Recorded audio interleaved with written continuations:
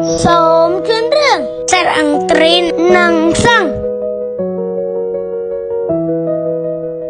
កាលពីព្រៃនាយមានសារទីមួយក្បាលហោះហើរលើមេឃរួចបានចុះមកចូលចាជាមួយសិង្ហដើម្បីធ្វើនឹងមិត្តនឹងគ្នាតែលំពឹងថាប្រយោជន៍រឿងគ្នាសិង្ហបានឆ្លើយវិញថាខ្ញុំមានបញ្ហាទេធ្វើមកឯងនោះតែឯងទៅមានអ្វីបង្ហាញខ្ញុំដើម្បីឲ្យខ្ញុំជឿជាក់ចំដីឯងជាមុនសិនព្រោះថា